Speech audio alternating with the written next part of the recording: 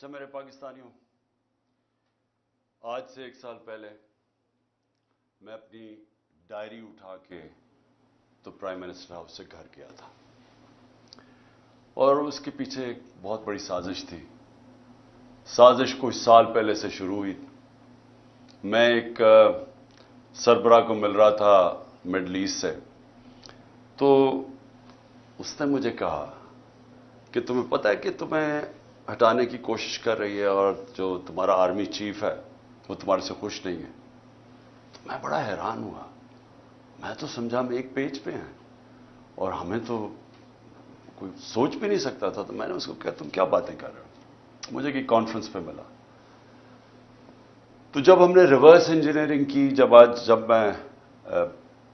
جب سے ہماری گورنمنٹ گئی، اور میں نے پھر پیچھے سارا جائزہ لیا کہ کیا کیا ایونٹس ہوئے اور کس طرح کی سازش ہوئی اور کون کون اس میں ملوث تھا، لیکن ایک کردار جو سب سے جو اس کا ماسٹر مائنڈ تھا، تو وہ پھر آہستہ آہستہ ساری سمجھ آ گئی۔ کدھر کدھر دھوکے ہوئے ہمارے سے، کدھر کدھر ہمیں لال بتی کے پیچھے لگایا گیا، کدھر کدھر جھوٹ بولے گئے، اور ساری کوشش یہ تھی، پہلے سے پلان بنا ہوا تھا کہ مجھے ریپلیس کرنا تھا شہباز شریف سے۔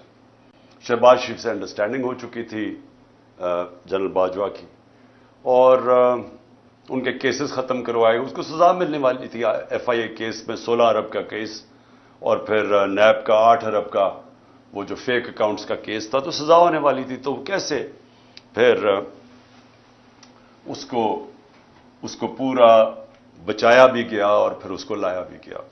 اور پھر جو ہم سمجھتے تھے کہ امریکہ سے سازش شروع ہوئی ہے، شروع وہاں سے نہیں ہوئی، شروع ادھر سے ہوئی تھی۔ انہوں نے حسین حقانی کو ہمارے گورنمنٹ نے ہائر کروایا گیا، میرے خلاف پروپیگنڈا کیا گیا، اور اس نے کہا کہ کیسے جنرل باجوہ کتنے اچھے ہیں اور پرو امریکہ ہے، اور عمران خان اینٹی امریکہ ہے، اور پھر ادھر سے وہ سائفر آیا۔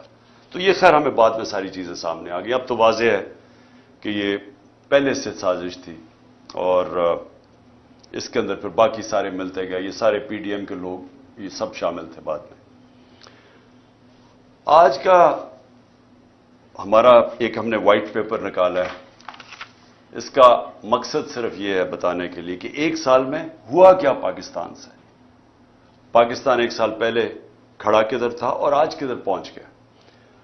تو میں یہ چاہتا تھا کہ آج اپنی قوم کے سامنے موٹی موٹی چیزیں رکھوں، کہ ایک بند کمرے میں تھوڑے سے لوگوں نے مل کے فیصلہ کر کے آج جدھر پاکستان کو پہنچا دیا ہے، تو قوم کو کم از کم پتہ چلے کہ قوم سے ہوا کیا ہے۔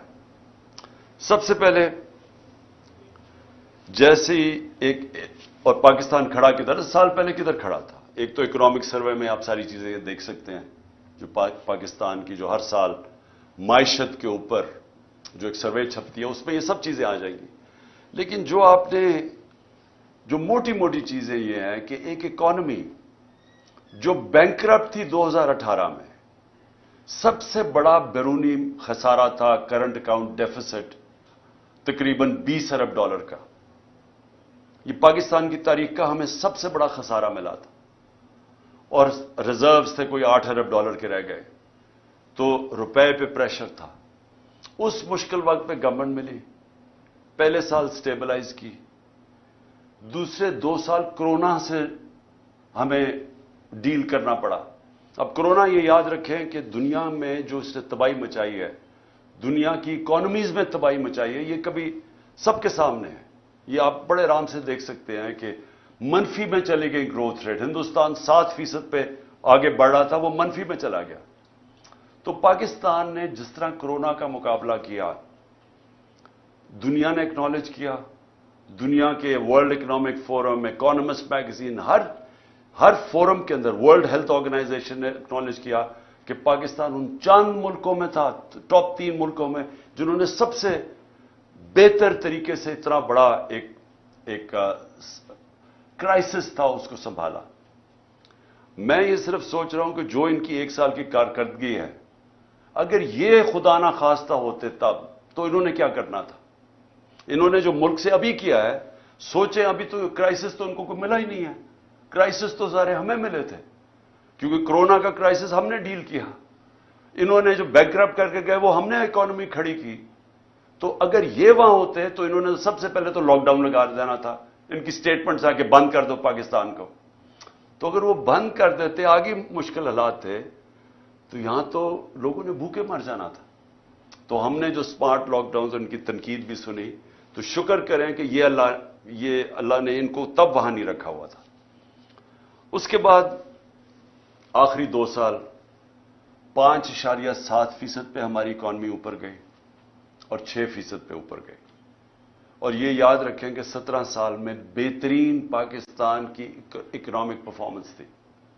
ہمیں پرابلمز آ رہے تھے. پرابلمز کیا تھا کہ دنیا میں کرونا کی سپلائی سائڈ کی رکاوٹ کی وجہ سے جو اوپر گئی، وہ جس کو کہتے ہیں کموڈٹی سپر سائیکل، انرجی کی قیمتیں اوپر چلی گئیں، گیس کی سب سے زیادہ، تیل کی، کوئلے کی، سب اوپر چلی گئی.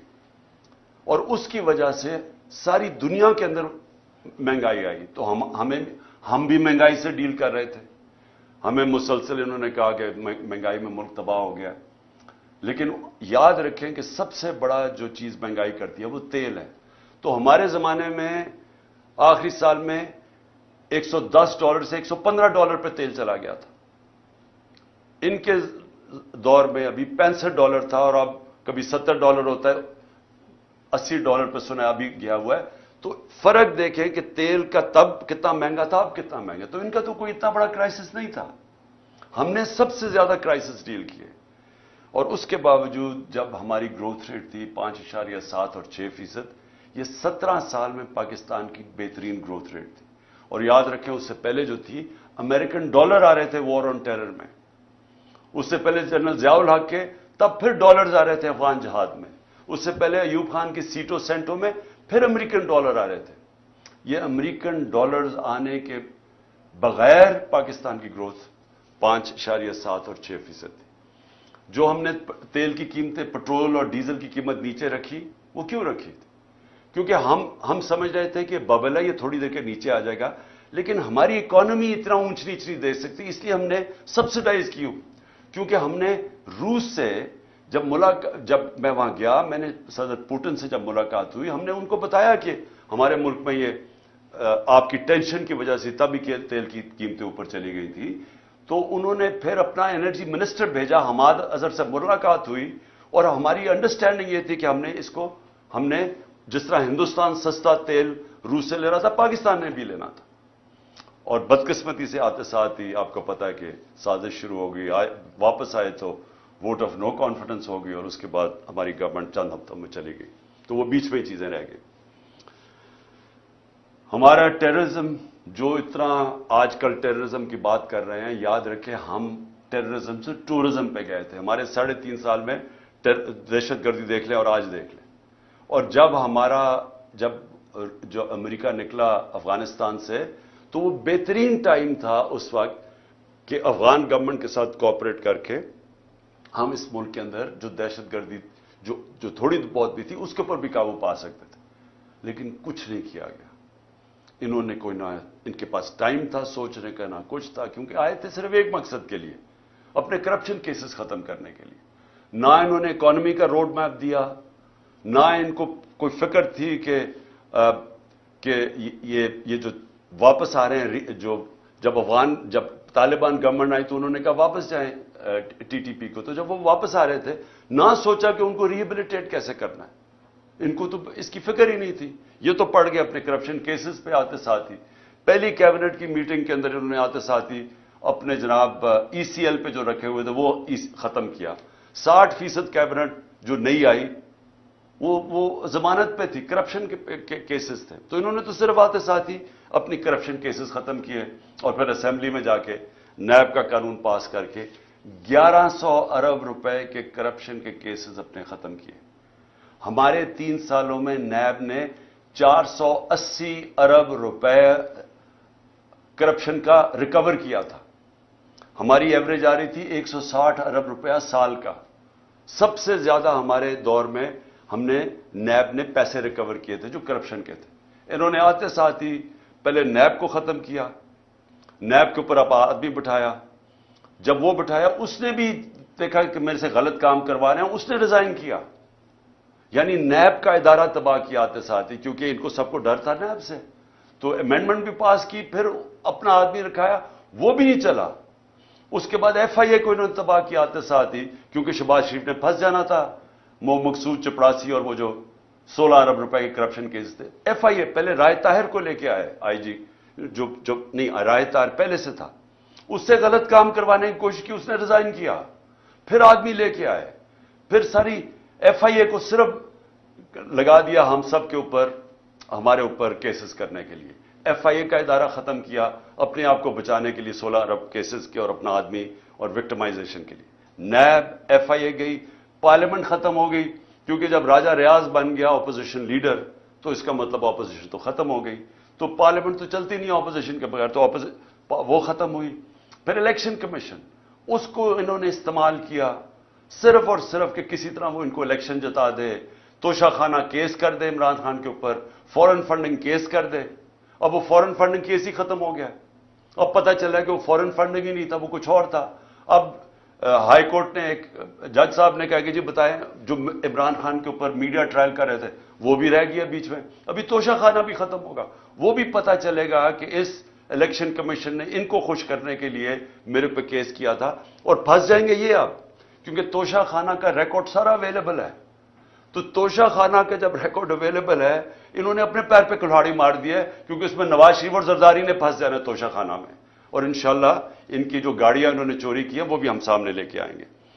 اس کے بعد میڈیا، جو ایک ستون ہوتا ہے ڈیموکریسی کا، اس کے اوپر واردات شروع ہوئی. عمران خان اور پی ٹی آئی کا بلیک آؤٹ شروع ہو گیا میڈیا میں. ہمارے دور پہ کہتے ہیں کہ جی میڈیا کے اوپر پابندی تھی. جتنی آزادی ہمارے دور میں میڈیا کے اوپر تھی، میں چیلنج کرتا ہوں، پاکستان کی تاریخ میں نہیں تھی. کھل میڈیا نے جس طرح ہمیں اٹیک کیا، میرے پہ، سب پہ، میرے گھر والوں پہ، کبھی ایسا میڈیا کا اٹیک نہیں تھا. ہنی مون پیریڈ بھی نہیں ملا، پہلے دن سے اٹیک شروع کر دیا. اور جیسی ہماری گورنمنٹ گئی، میڈیا کو ٹوٹل کنٹرول کیا گیا. خود ٹیلی فون جایا کرتا تھا نامعلوم صاحب سے کہ جناب عمران خان کو نہیں دکھانا.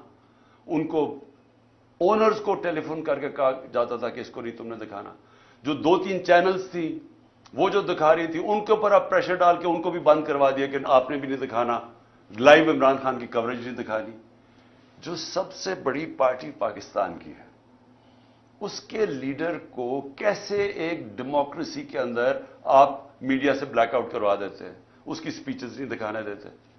اور یہ بھی آپ، یہ لائیو نہیں جائے گا کیونکہ ان کو خوف ہے کہ پتہ نہیں وہ کیا کہہ دے گا. تو اتنا خوف ہے فریڈم آف سپیچ سے.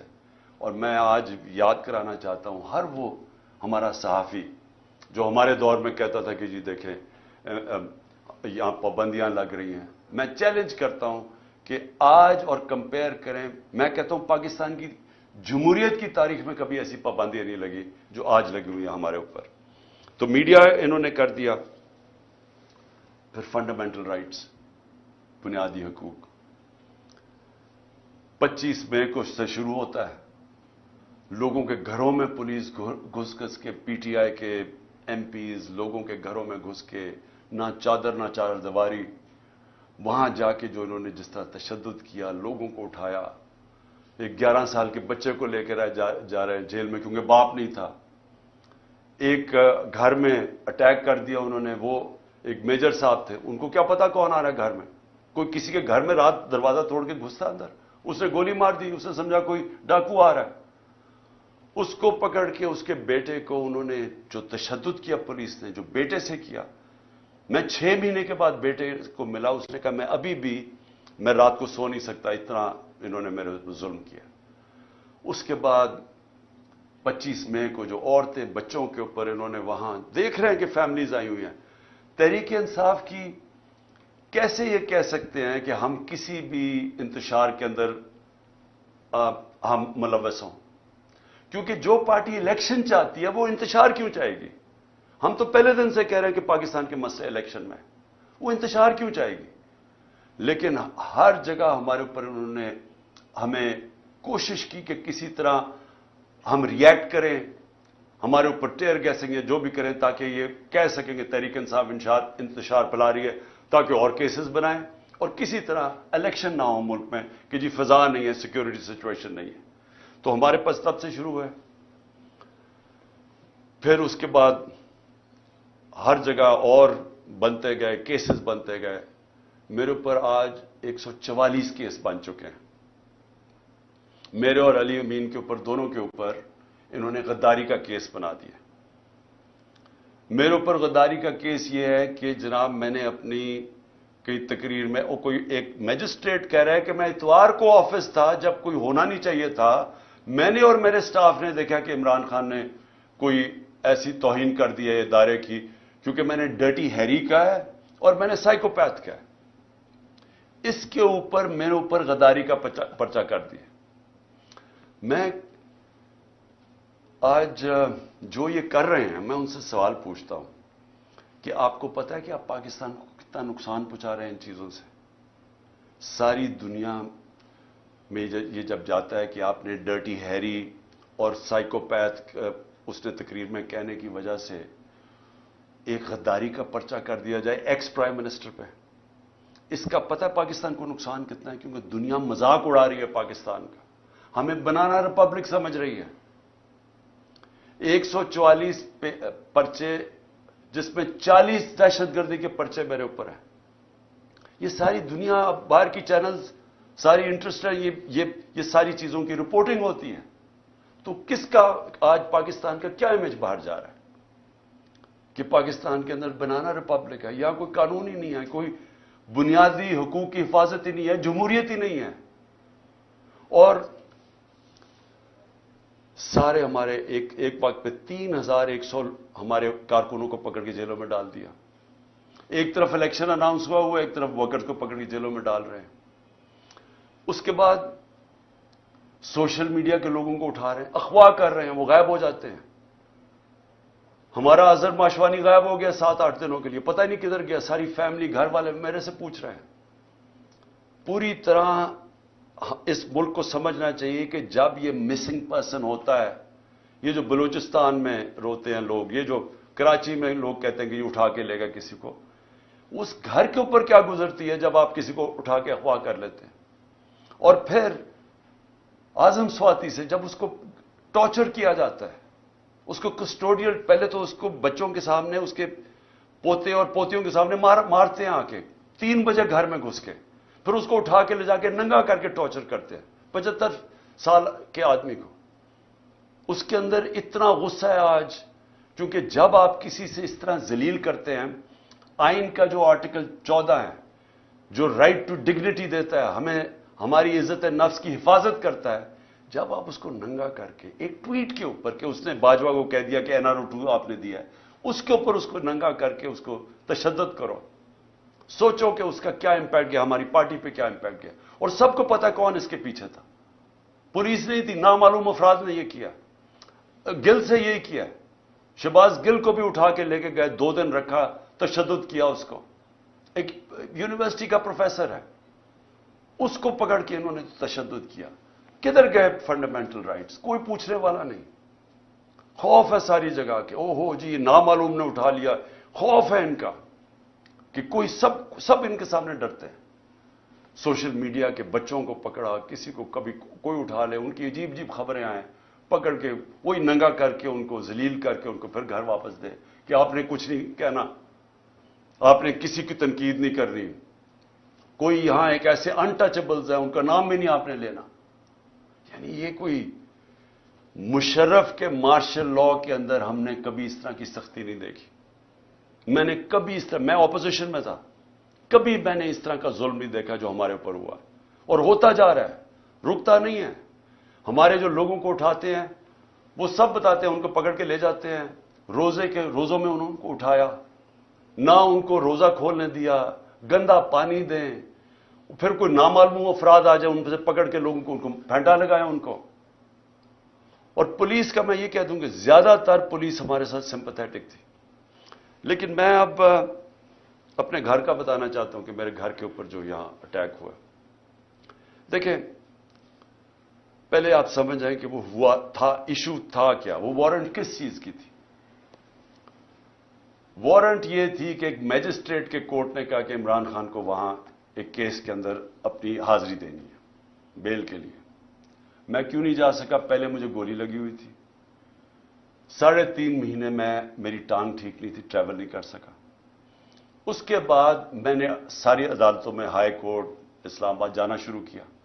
اس عدالت میں اس لیے نہیں جا سکا کیونکہ وہ کچہری میں، ایف8 کچہری میں جدھر وہ عدالت ہے ادھر 2 دفعہ دہشت گردی کے حملے ہوئے ہیں. ججز اور وکیل وہاں مر چکے ہیں اس میں.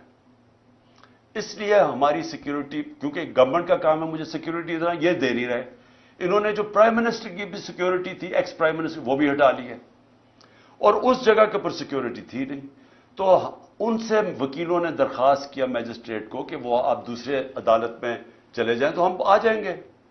اس کے اوپر اس نے میری وارنٹ نکال دی. وارنٹ نکلی تھی بنی گالا کے لیے، لے کے آنا تھی، اور انسپیکٹر نے وارنٹ لے کے آنا تھا. وہ ڈی آئی جی وہ بنی گالا کی وارنٹ لے کے یہاں جاتا ہے، اس کا پروسیجر ہی بالکل غلط ہے. پہلے تو وارنٹ یہ تھی کہ عدالت میں آنا تھا 18 کو، وہ میں ویسے ہی جا رہا تھا عدالت میں. لیکن وہ وارنٹ یہ 3-4 دن پہلے آ گئے یہاں کہ جی آپ کو ہم نے اریسٹ کرنا ہے. بالکل غلط تھا، غیر قانونی تھا. اس کے بعد انہوں نے جب یہاں پولیس فوج جمع کر دی، جس طرح کہ دنیا کا سب سے بڑا دہشت گرد یہاں چھپا ہوا ہے، 3 طرف سے پولیس. تو شام کو میں نے وکیل کے ذریعے اشتیاق خان جو پریزیڈنٹ ہے لاہور بار ہائی کورٹ کا، اس نے میں نے ایشورٹی بانڈ دیا کہ میں پہنچ رہا ہوں وہاں 18 کو، اور جب وہ ایشورٹی بانڈ مل جائے قانون کے مطابق اریسٹ نہیں کر سکتے. وہ سی پی او وہ لیتا ہی نہیں ہے بانڈ، کیونکہ نیت کچھ اور تھی. نیت کیا تھی یہ ذرا میں آپ سب کو بتا دوں. نیت ان کی یہ تھی کہ 2 قسم کے ان کے سامنے ماڈل تھے جو میرے اوپر آزمائے. پہلے تھا سلمان تاثیر کا قتل. وہ دینی انتہا پسند ہیں جو وزیر آباد جس کے نام پہ انہوں نے یہ پلان کر کے کیا ہوا تھا. پہلے انہوں نے ایک کیمپین چلائی کہ عمران نے توہین مذہب کر دی ہے. میں نے تب پبلک میں کہا کہ یہ اب سلمان تاثیر ٹائپ قتل کرائیں گے میرا دینی انتہا پسند سے، اور وہی ہوا. وہ اس نے میرے پہ واردات کی وزیر آباد میں. اس کے بعد کور اپ کیا گیا.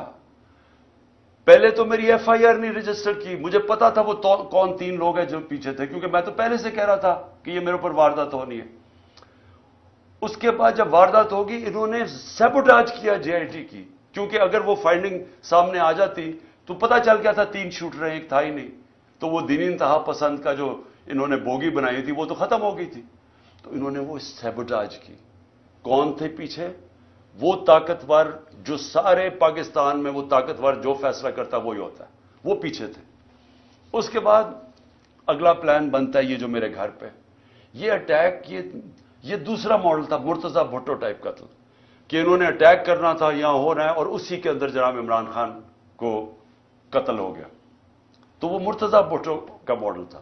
یہاں پہلے کیا، ساری رات اٹیک کرتے رہے، اتنی پولیس رینجرز، جس طرح کا انہوں نے کیا سب غیر قانونی تھا. مقصد کچھ اور تھا.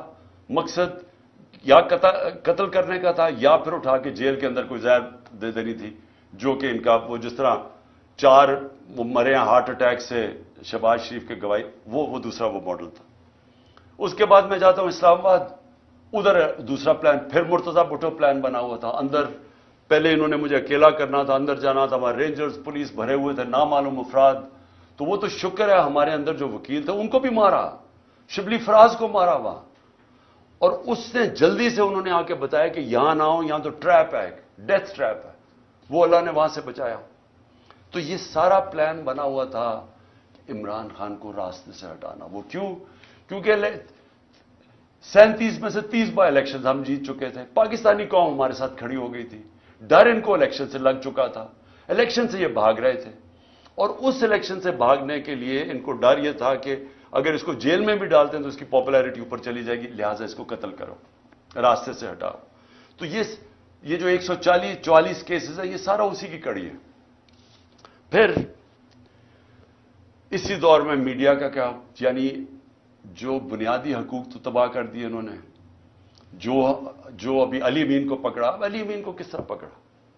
اس کو پولیس، اس کا جو ڈی پی او پکڑنے آیا، اس نے سٹیٹمنٹ دی کہ جو بھی ہو جائے میں نے اس کو پکڑ کے لے کے جانا ہے، عدالت بھی نہ اسے جانے تھے. یعنی ایسا کہ ٹارگٹ کر کے جو مین لوگ ہیں عمران خان کے ساتھ، ان کو پکڑ کے جیلوں میں ڈالنا ہے. اگر عمران خان نہیں تو مین لوگوں کو جیلوں میں ڈالو. اچھا، اس کے بعد معاشیت. اب ذرا معیشت کیا تھی؟ میں نے شروع میں آپ کو بتایا کہ اکانومی گرو کر رہی تھی. انڈسٹری 17 سال میں لارج سکیل مینوفیکچرنگ انڈسٹری 10% کی ریٹ پہ گرو کر رہی تھی، 10% پہ، جو کہ بڑی انڈسٹری ہوتی ہے جس سے سب سے زیادہ روزگار ملتا ہے. 3 سال میں 55 لاکھ لوگوں کو مزید روزگار ملا. یہ بھی ورلڈ بینک کی ہے. اور ہمارا جو زراعت ہے وہ 4.5% پہ گرو کر رہی تھی. 2 سال مسلسل بمپر کراپس ہوئی. کیوں؟ کیونکہ ہم نے پیسہ، گنا کا جو فصل تھی اس کا پورا پیسہ دینے دیا. ہم نے شوگر مل مافیا کو، جو بیچارے کسان کو کے اوپر ظلم کرتے ہیں، اس کے حق مارتے ہیں، ہم نے ان کو ٹائم پہ پیسے دلوائے، پوری قیمت دلوائے. انہوں نے پیسہ اپنی زمینوں پہ لگایا. تو سب سے زیادہ پیسہ زراعت میں گیا ہمارے دور میں، اور اس کی وجہ سے انہوں نے، ہماری فصلیں بھی زبردست ہوئی، زراعت بھی بڑھ رہی تھی، انڈسٹری بھی بڑھ رہی تھی. آئی ٹی کی ایکسپورٹس جو مستقبل ہے 75% 2 سالوں میں بڑھی. تو ملک تو صحیح راستے پہ جا رہا تھا، ریکارڈ ہماری ٹیکس کلیکشن ہو رہی تھی. تو اب کیا حالات ہیں معیشت کے؟ 6% سے ورلڈ بینک کے مطابق 0.4% پہ گروتھ ریٹ نیچے چلی گئی. اس سے ورلڈ بینک کی رپورٹ ہے کہ 40 لاکھ لوگ غربت کی لکیر سے نیچے چلے گئے. مہنگائی جس کے اوپر سارا شور مچا ہوا تھا ہمارے دور میں، یاد رکھیں کہ ہمارے دور میں جو مہنگائی کی اصل وجہ تھی وہ تیل تھی. تیل ہمارے دور میں 110 سے $115 بیرل پہ کیا تھا. یہ نیچے آ کے $65 سے آپ کوئی $80 کے بیچ میں ہے. تو اس دور کے اندر ہماری مہنگائی تھی، جو انفلیشن تھی، وہ 12% تھی. ان کے دور میں وہ پہنچ گئی تقریباً 35%. اور جو کھانے پینے کی چیزیں ہیں وہ 1 سال میں 50% بڑھی ہیں. آپ جو چیز عام آدمی کو سب سے افیکٹ کرتی ہے وہ ہے آٹا. آٹے کا 20 کلو کا بیگ اگر آج آپ دیکھیں، اور ہمارے مقابلے میں ہمارا تھا 1140 روپے کا، آج وہ بیگ پہنچ گیا ہے 2800 روپے کا. تو جو عام آدمی ہے، جو اب آٹے کی لائنیں دیکھ رہی ہیں اور لوگ دیکھ رہے ہیں بیچارے آٹا لیتے ہوئے، جو 20 سے زیادہ لوگ مر چکے ہیں. جو بنیادی چیز ہے، پہلے بے روزگاری بھی بڑھ گئی، ویسے کھانے پینے کی چیزیں 50% بڑھ گئی، اور اس کے اوپر آٹا جو بنیادی چیز ہے اس کی قیمت دگنی سے زیادہ ہو گئی. اس کا مطلب یہ کہ لوگوں کے اس وقت سب سے برے حالات ہیں، اور یہ بڑھتے جا رہے ہیں. مہنگائی بڑھتی جا رہی ہے کیونکہ رک تو نہیں رہی. روپیہ 100 روپے سے زیادہ ڈالر مہنگا ہو چکا ہے. روپیہ 100 روپیہ گر چکا ہے. اور پھر سے میں یاد کرا دوں کہ جو باہر بیٹھے ہوئے ہیں، جو لنڈن میں بیٹھے ہوئے ہیں، جن کی اربوں ڈالرز کی پراپرٹیز ہیں، جن کے ڈالر میں پیسے ہیں، ان میں اضافہ ہو گیا 100 روپیہ. اور جو پاکستان کے اندر اس وقت جو عام آدمی جن کے آپ کے روپیوں میں پیسے ہیں، وہ ڈالر کے مقابلے میں 100 روپیہ کم ہو گیا. اگر آپ یہ سمجھیں نا کہ 100 روپیہ آپ کے پاس بینک میں پڑا ہوا تھا، تو صرف 65 روپے اس کی خریدار کی قیمت رہ گئی ہے. ایکسپورٹس 10% گر گئی ہیں. ہماری ایکسپورٹس آخری 2-3 سالوں میں بڑھتی جا رہی تھی. اب بجائے بڑھنے کے ایکسپورٹس 10% کم ہو گئی ہیں. اس کا مطلب کہ ہمیں اور زیادہ مسئلہ ڈالرز کا آنے والا ہے، کیونکہ ہم اب قرضے تو لے رہے ہیں، لیکن قرضے واپس کرنے کے لیے جو ہمارے پاس دولت میں اضافہ ہونا چاہیے، یعنی ایکسپورٹس میں اضافہ اور ریمیٹنسز میں، وہ بجائے بڑھنے کے وہ یا رک گیا یا کم ہو گیا. تو ڈالرز تو کم آ رہے ہیں اور قرضے بڑھتے جا رہے ہیں. اور انڈسٹری جو سب سے خطرناک ہے پاکستان میں، کہ آپ کی دولت میں اضافہ انڈسٹریلائزیشن سے ہوتا ہے. جو ہماری انڈسٹری بڑھتی جا رہی تھی, جو لارج سکیل مینوفیکچرنگ 10% بڑھ رہی تھی, وہ آج 50% انڈسٹری بند ہو چکی ہے. اور جو آج انڈسٹری کا حال ہے, اس کا اب ڈائریکٹ امپیکٹ پڑ رہا ہے. جس طرح میں نے کہا, ہمارے دور میں یہ صرف سال پہلے فیصل آباد میں پوچھیں, ان کو ٹیکسٹائل انڈسٹری کا اسکلڈ ورکر نہیں مل رہا تھا, مزدور نہیں مل رہا تھا. اور آج آپ دیکھ لیں کہ ٹیکسٹائل انڈسٹری کے حالات کیا ہیں.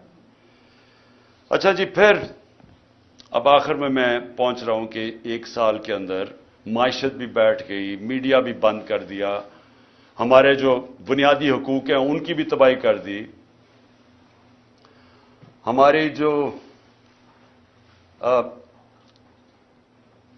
جو ٹیررزم ہے پاکستان میں, جو ٹورزم کی طرف چلے گئے تھے, باہر کی برٹش ایئرویز, باہر کی airline, Virgin Atlantic airlines آنی شروع ہو گئی تھی پاکستان میں, کرکٹ ٹیمز آنی شروع ہو گئی تھی, وہ آج پھر دہشت گردی بڑھتی جا رہی ہے. کیونکہ امن تھا تو یہ سب آ رہے تھے, تو ان کے دور میں دہشت گردی بڑھتی جا رہی ہے. اب آخر میں اپنی بات ختم کرتا ہوں. اب پاکستان کدھر جا رہا ہے؟ ساری قوم کو ہمیں اب سوچنا چاہیے کہ ہمارا ملک جا کدھر رہا ہے. سارے ادارے ہمارے گئے, پارلیمنٹ ہماری گئی. جس طرح پھر سے دیکھیں, ملک چلتا ہے اداروں کے اوپر. پارلیمنٹ ایک ادارہ ہے, پارلیمنٹ کی آج حیثیت ختم ہو گئی ہے. آج پارلیمنٹ کے اندر کورم ہی پورا نہیں ہوتا, تو اس کو کوئی شوق ہی نہیں ہے پارلیمنٹ میں, اس کا مقصد ہی ختم ہو گیا جب اپوزیشن ختم ہو گئی. لیکن جو گورننس کے ادارے ہیں وہ گئے ہیں. جب آپ کی الیکشن کمیشن کے اوپر اعتماد اٹھ جائے, جب نیب ختم ہو جائے, جب ایف آئی اے ختم ہو جائے, جس نے انویسٹیگیٹ کرنا ہے کرپشن, ان کو صرف استعمال کرو وکٹمائزیشن کے لیے. کیئر ٹیکر گورنمنٹ, اب کیئر ٹیکر گورنمنٹ بھی ایک ادارہ ہے. وہ کیئر ٹیکر گورنمنٹس بنی اس لیے تھی کہ یہ نیوٹرل ہوں گی, تاکہ نیوٹرل گورنمنٹ نیوٹرل امپائر بنیں گی الیکشنز کروانے کے لیے. یہ اس لیے بنی تھی. یہ جو کیئر ٹیکر گورنمنٹ بنی ہے, کوئی تصور کر سکتا ہے اس طرح کے لوگوں کو کوئی نیوٹرل کہہ سکتا ہے؟ 3100 کارکنوں کو پکڑ کے جیل میں ڈال دیں, میرے گھر پہ حملہ کر دیں. میں جاتا ہوں اسلام آباد, پیچھے میری بیوی اکیلی گھر پہ, وہ پورا دعویٰ بول دیتے ہیں, مارتے ہیں ان کو, نوکروں کو مارتے ہیں, خنسامے کو لے جاتے ہیں. اچھا, خنسامے سے سوال کیا پوچھتے ہیں یہ نامعلوم افراد؟ یہ بھی سن لیں کہ جی عمران خان کے جو گھر پہ جو کمرے میں اس کے شیشے لگے ہوئے ہیں, اس خنسامے سے پوچھ رہے ہیں کیا وہ بم پروف ہیں یا بلٹ پروف ہیں. پھر اس سے پوچھ رہے ہیں کہ جناب کتنا راستہ ہے کچن سے عمران خان کے بیڈ روم کی طرف. یہ خنسامے سے سوالات پوچھ رہے ہیں. وہ اور ہے کہ وہ کھاتا کیا ہے, تاکہ وہ زہر دینے کے لیے پتہ چل جائے کھاتا کیا ہے. یہ ہمارے ملک کے حالات ہیں. وہ بیچارے خنسامے کو مار مار کے وہاں پہلے لے جاتے ہیں. اب یہ سوال پوچھ رہے ہیں اس سے, اور اس بیچارے غریب آدمی کو پھر اپنا ایسٹ بنانے کی کوشش کر رہے ہیں کہ تاکہ آگے سے جاسوسی کریں ان کی. پہلے بھی میرے جو اسلام آباد کے جب میں پرائم منسٹر تھا, وہ دونوں میرے جو نوکر تھے, میرے جو گھر میں کام کرتے تھے, ان دونوں کو پے رولز پہ رکھ لیا نامعلوم افراد نے. ان سے بھی یہ پوچھتا ہے کھانا کیا کھاتا ہے. یہ سوچیں, یہ ملک کے حالات ہیں کہ کیا اگر مارنے کی آپ نے کوشش کر رہی ہے تو کوئی عقل سے ہی کر لیں, کسی تھوڑی سی عقل ہی استعمال کر لیں. اس طرح بھونڈے طریقے سے کھلے عام کبھی وہ پورا گھر پہ دعویٰ بول دیتے ہیں, وہاں ادھر کر دیتے ہیں, یا پھر زہر کی, اچھا جی کھانا کیا کھا رہا ہے, اور پھر گھر کا جی بلٹ پروف ہے یا بم پروف ہے اس کا کمرہ. تو میں آج آخر میں یہ پوچھنا چاہتا ہوں کہ ہم جا کدھر رہے ہیں. ادارے جب ایک ملک کے ختم ہو جاتے ہیں, ملک ختم ہو جاتا ہے. ملک چلتا ہے اداروں کے اوپر, آپ کی بیوروکریسی کے اوپر, آپ کا جوڈیشل سسٹم کے اوپر.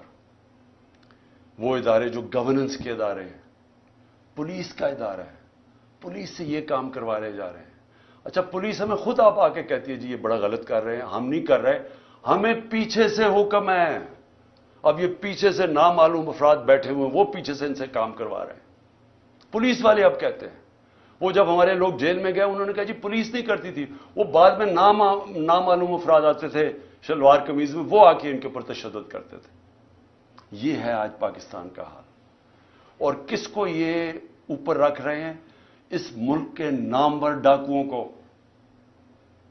جن کی سارے پراپرٹیز باہر پڑی ہیں, جن کا پیسہ باہر پڑا ہے, 30 سال سے منی لانڈرنگ کر کے باہر پیسہ لے کے جا رہے ہیں, ان کو بچانے کے لیے ملک کے ادارے بھی ختم کیے جا رہے ہیں, سارے انسانوں کے بنیادی حقوق ختم کیے جا رہے ہیں, سارے اداروں پہ پریشر ڈال رہے ہیں کہ کسی طرح ہم ان کو قبول کر لیں اور کرش کرنے کی کوشش کر رہے ہیں تحریک انصاف کو.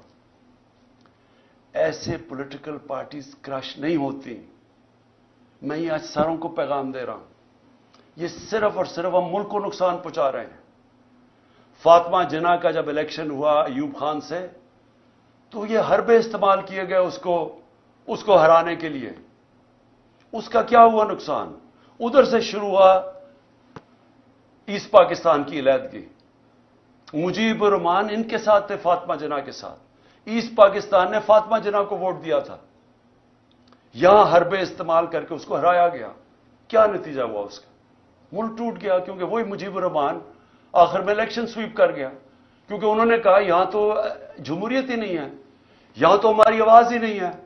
اور جب وہ الیکشن جیت گیا, election free and fair election وہ جیت گیا, 1970 کا الیکشن سب سمجھتے ہیں فری اینڈ فیئر. وہ جب جیت گیا اس کی مینڈیٹ ہی مانگنا, ملک ٹوٹ گیا. اب وہی حربے پھر استعمال کیے جا رہے ہیں کہ جو سب سے بڑی جماعت ہے اس کے ڈر سے کہ وہ الیکشن نہ جیت جائے, سارے پاکستان کا نظام کا بیڑا غرق کر رہے ہیں. ہر وہ ادارہ ختم کر رہے ہیں کہ کسی طرح ان کو جتا دے, چوروں کو, ان کو کسی طرح یا الیکشن ہونا یا یہ جیتے نا.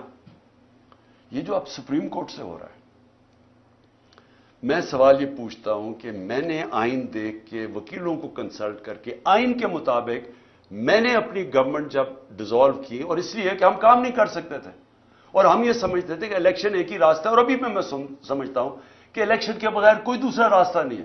ہم اپنی گورنمنٹ ڈیزالو کرتے ہیں, ادھر سے پتا چلتا ہے جی وہ اور ایشو اٹھ جاتا ہے کہ جی وہ 100 موٹو یا نہیں 100 موٹو. بھی 100 موٹو میں تو ہماری گورنمنٹ گئی تھی 1 سال پہلے, 100 موٹو میں تو گئی تھی, یہی ججز تھے, تب وہ ٹھیک تھا. اب وہ 100 موٹو لیتے تو اب کہتے جی وہ بجائے یہ فیصلہ کریں جی 90 دن کے اندر الیکشن ہونے چاہیے یا نہیں, کیا آئین کیا کہتا ہے؟ تو آئین تو واضح ہے.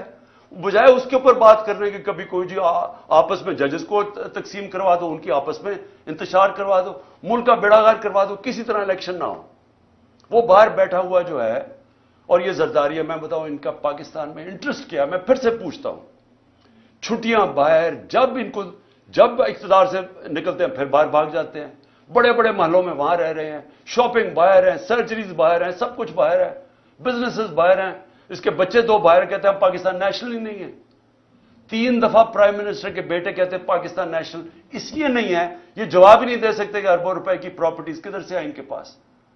اور وہ بیٹھ کے فیصلے کر رہے ہیں پاکستان پہ, اور وہ فیصلہ کر رہے ہیں لنڈن پلان کے تحت کہ کیونکہ میں الیکشن نہیں جیت سکتا اس لیے الیکشن نہ کرواؤ اور پی ٹی آئی کو کرش کرو.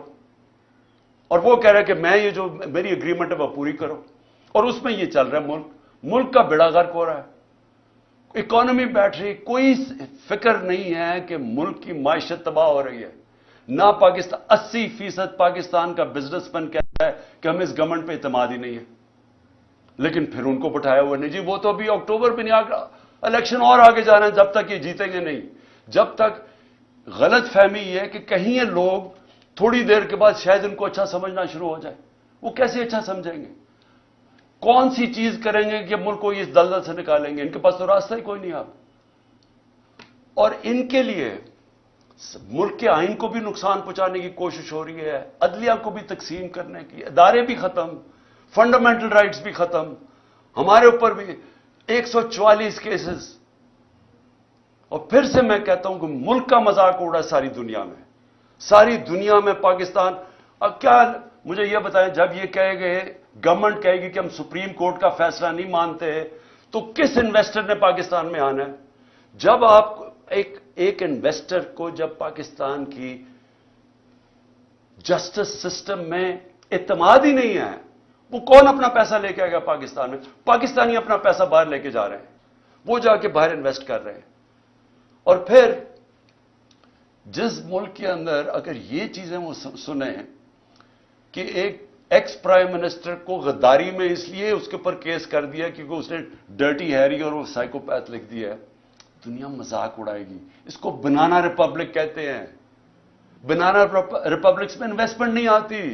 بنانا ریپبلکس میں سے سارے ان کے لوگ پیسے چوری کر کے باہر بھیج دیتے ہیں, منی لانڈرنگ کرتے ہیں. وہاں ساری جگہ شریف اور زرداری بیٹھے ہوئے ہیں. اس لیے میں آج آخر میں یہ بات کہتا ہوں کہ جو ملک ہمارا ایک سال میں جہاں آج پہنچا ہے, کوئی سوال پوچھے گا اس آدمی سے جس نے کہا جی عمران خان بڑا خطرناک ہے اس لیے میں نے فیصلہ کیا,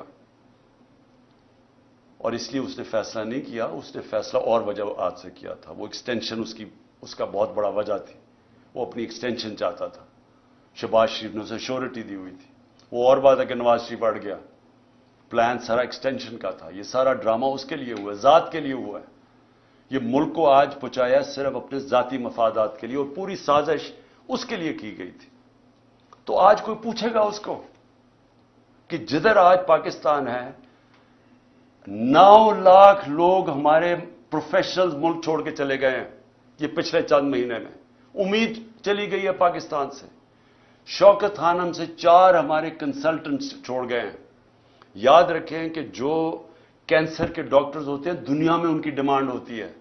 بڑی مشکل سے ہم ان کو لے کے آتے ہیں پاکستان, کیونکہ ایک کہیں معمولی سا بھی جو آنکولوجسٹ ہوتا ہے کینسر کا ڈاکٹر, اس کی معمولی سے کہ بھی وہ تنخواہ ہوتی ہے جو ہم پاکستان میں نہیں دے سکتے, تو مشکل سے ان کو لے کے آئے.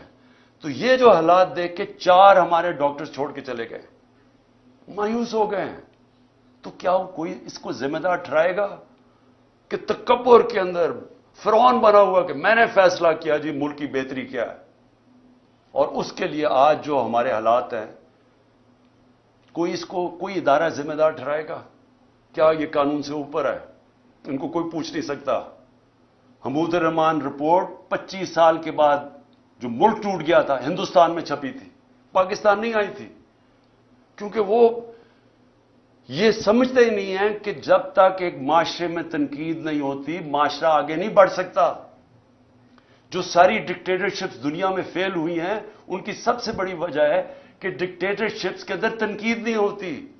جب تنقید نہیں ہوتی معاشرہ سکڑ جاتا ہے. یہ جو جمہوریت کی خوبی ہے یہ کہ وہ تنقید ہوتی ہے اور تنقید سے اپنی صلاحیت کرتا ہے معاشرہ. یہاں جب تک ہم یہ سمجھیں گے کہ جی وہ ایک سپر کنگ تھا, وہ جو مرضی فیصلہ کرے, ذمہ دار کسی اور کو ٹھہراؤ, اور وہ آرام سے کسی باہر والے ملک میں اچھی ہوائیں لیتا پھرے, کبھی بھی ملک آگے نہیں بڑھے گا. اور آج خاص طور پہ پاکستان کی اس برے وقت میں جو سب سے خوشائن چیز وہ یہ کہ پہلی دفعہ میں نے 1 سال میں جو چیز چینج دیکھا ہے کہ ہماری عوام جاگ گئی ہے, ایک شعور آ گیا ہے. ہمارا نوجوان سوشل میڈیا کی وجہ سے اور یہ 1 سال کی کیمپین میں وہ نوجوان ایک ایشو سمجھ گیا, بچے سمجھ گئے ایشوز, اسکول کے بچے, وہ شعور ہے جو کبھی پہلے بڑوں میں نہیں تھا. اور اس سے بھی بڑی چیز کہ ہماری خواتین گھروں کے اندر انقلاب آ گیا. میں سمجھتا ہوں کہ یہ سب سے خوشائن چیز ہے جب ایک قوم جاگ جاتی ہے اور جب اس کو سمجھ آ جاتی ہے حقیقی آزادی کیا ہے. حقیقی آزادی انصاف سے آتی ہے. جب ایک معاشرے میں آپ کے بنیادی حقوق کی حفاظت کرتا ہے آپ کے عدالتوں کا نظام, وہ لوگ آزاد ہو جاتے ہیں. وہ اس کو لیول پلینگ فیلڈ کہتے ہیں. وہ معاشری ترقی کرتے ہیں. تو اس وقت لوگ سب سمجھ بیٹھے ہیں کہ ہمیں آزادی چاہیے, ہم بنیادی حقوق چاہیے, ہمیں انصاف چاہیے. ہمیں یہ جو کلاس ہے قانون کے اوپر بیٹھی ہوئی ہم اس کو تسلیم نہیں کرتے. یہ جو چھوٹے سے لوگ ہیں جو ملک کے فیصلے کرتے ہیں, چوری کریں تو NRO مل جاتا ہے, قانون توڑیں تو اپنی FIR, ex prime minister FIR نہیں درج کروا سکتا کیونکہ وہ خاص کوئی آدمی تھا جس نے جو مرضی کرے تو اس کو ہمارا قانون کا نظام نہیں پکڑ سکتا. یہ ہے ظلم پاکستان کا, اور یہ جب تک چینج نہیں ہوگا ملک کا کوئی مستقبل نہیں ہے. جب تک ہم اس ملک میں رول آف لا نہیں لے کے آتے. 1 سال کا ہمارا تجربہ یہ ہمیں بتاتا ہے کہ رول آف لا جس معاشرے میں نہیں ہے اس میں تباہی ہے. اور 1 سال میں جو قتل ہوا ہے وہ رول آف لا قتل ہوا ہے. ان چوروں کو اوپر بٹھانے کے لیے اس ملک کے اوپر جو ظلم ہوا ہے وہ یہ ہوا ہے کہ ان کے لیے ایک اور قانون بن گیا, इनकी सारी चोरियां माफ हो गई हैं। वो एक खातून फिरी जाती है, वो खुले आम अदलिया को बुरा भला कह रही है, जजेस को बुरा भला कह रही है, वो कोई नहीं पकड़ सकता उसको, क्योंकि वो उसको उस कैटेगरी में रख दिया है, वो कानून से ऊपर है। वो चोरी भी करे, आज तक नहीं बता सके कि लंदन में अरबों रुपए की प्रॉपर्टीज किधर से आई हैं, वो नहीं बता रहे। वो सिर्फ ये कह रहे हैं किसी की जुर्रत कैसे पड़ी कि हमें सवाल भी पूछ लिया। वो ये ऊपर ये खास लोग हैं, बाकी लोगों के पास हुकूक ही नहीं है। और जब मर्जी जेल में पकड़ो, रात को उठा लो, घरों में घुस जाओ, 3 बजे उठा लो। एक एक्स प्राइम मिनिस्टर के घर 26 घंटे हमला किया गैर कानूनी तौर पे, सिर्फ उसको या उसे कत्ल करना था और या पकड़ के जेल में डालना था, और कोई कानूनी हैसियत नहीं थी उसकी। आप तमाशा देख रहे हैं, सारी दुनिया तमाशा देख रही है। तो हमारी जो जंग है हकीकी आजादी की है, और मैं समझता हूं कि क्योंकि कौम जाग चुकी है, ये जो भी करेंगे, अदलिया के ऊपर हमले करेंगे, कौम अदलिया के साथ खड़ी है। पाकिस्तान की वकला कम्युनिटी को खड़ा होना पड़ेगा अदलिया के साथ, क्योंकि अगर आइन गया तो कौम खत्म। और दूसरी चीज कि ये जो कर रहे हैं हमारे, जो लोगों को पकड़ है, अली मीन को जो पकड़ा है, जो केसेस कर रहे हैं, लोगों को जेलों में डाल रहे हैं, मैं आखिर में ये कहना चाहता हूं कि मेरी कौम तैयार हो जाए कि अगर इनका ख्याल है कि हम चुप करके एक, या तो उन्होंने इलेक्शन नहीं करवाने, तब भी हमें सड़कों पर निकलना पड़ेगा, और अगर इन्होंने, और पुरअमन तरीके से, और अगर इन्होंने इलेक्शन करवाए और ये सबको अंदर बंद कर दिया, सारों को जेलों में डाल दिया, कारकुनों को जेलों में डाल दिया, कैंडिडेट्स को हरासा किया, ताकि हमारे हाथ बांध के अगर हम इलेक्शन लड़ें, और इनका ख्याल है कि हम चुप करके बैठे रहेंगे, फिर हमें सड़कों पर निकलना पड़ेगा। और मैं अपनी कौम को यह कहना चाहता हूं, हम हर चीज के लिए तैयार होना चाहिए। और हम अगले दिनों में हम देखेंगे किस तरह जा रहा है। अगर हमने देखा कि ये इसी तरह ही या इलेक्शन से भाग रहे हैं, क्योंकि इलेक्शन से तो भाग रहे हैं, अगर इन्होंने भागने की कोशिश की अदलिया को तकसीम करके, और या फिर इन्होंने हमारे ऊपर इसी तरह के हरबे इस्तेमाल किए, हम सब सड़कों पे होंगे। पाकिस्तान जिंदाबाद।